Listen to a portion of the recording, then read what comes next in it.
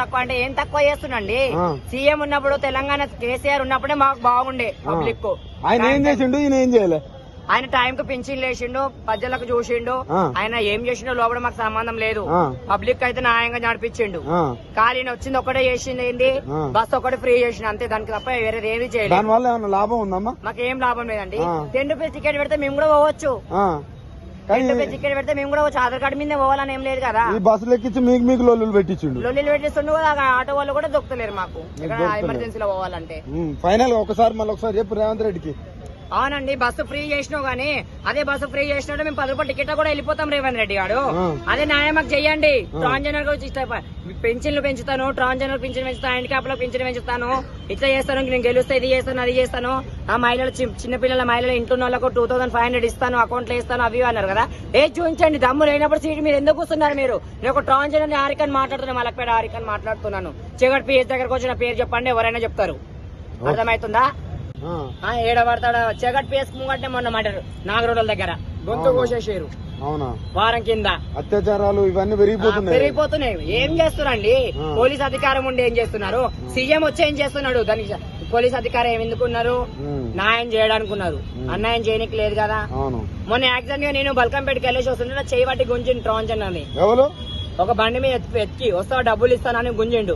గుంజుతా కూడా ఎట్లా కనిపిస్తున్నా అని కొట్టి పిఎస్ లో బండి పిఎస్ లో ఉంది. ఏది పిఎస్ లో కంప్లైంట్ ఇచ్చిన బేగంపేట పిఎస్ లో బండి అని ఉంది. ఆయన కూడా పోలీసు వాళ్ళకి ఇంతవరకు నాకు న్యాయం చేయలేరు.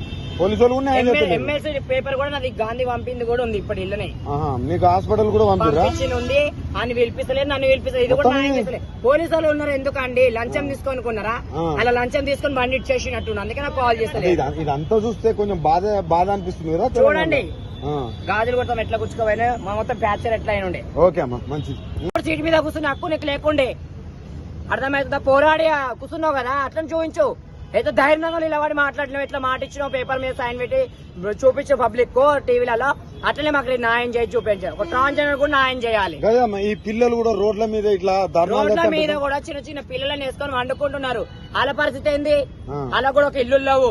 గవర్నమెంట్ నుంచి ఇక్కడ చదువుకునే పిల్లలు కూడా ధర్నాలు చేసే పరిస్థితి ఉన్నది. పోలీసులు అరెస్ట్ చేస్తున్నారు. పోలీసులు అరెస్ట్ చేస్తున్నారు అంటే పబ్లిక్ కూడా పోతుంటే వస్తుంటే డిస్టర్బెన్స్ అవుతుంది కాబట్టి అరెస్ట్ చేస్తారు. పబ్లిక్ స్టడీ పర్సన్ పిల్లలు ఎందుకు చేస్తారు? వాళ్ళకి ఏం అవసరం? వాళ్ళకి ఇబ్బంది ఉంది కాబట్టి కదా. స్టడీ పర్సన్ లో కూడా ఇబ్బంది ఉంది కాబట్టి చేస్తున్నారు. వాళ్ళని అరెస్ట్ చేసే అధికారం ఎవరు ఇచ్చారు? సీఎం ఇచ్చిండా? సీఎం కి అధికారం ఏముంది అరెస్ట్ చేసేది? న్యాయం మాట్లాడదు అధికారం చేసి సీఎం అరెస్ట్ చేయమని చెప్పిండా? ఈ 6 నెలలనే ఇంత వ్యతిరేకత రావడానికి కారణం ఏంటి? ఆయన దమ్ము లేనప్పుడు కూర్చున్నాడు. ఎందుకు దమ్ము లేనప్పుడు దమ్ము లేనట్టు ఉండాలి. దమ్ము లేకనే ఇదంతా అవుతుందా? దమ్ము లేకనే. తెలంగాణ ఉన్నప్పుడు మంచిగా ఉండే. తెలంగాణ ఉన్నప్పుడు ఒక లెల్లు లేకుండేది. ఇంత ధర్నాలు జరగలేవు. ఇక్కడ మీరు ఈ ఏరియాలో చూస్తున్నారు కానీ ఎప్పుడు జరగలేదు. ఎప్పుడు జరగలేదు. ఓకే అమ్మా, మంచిది.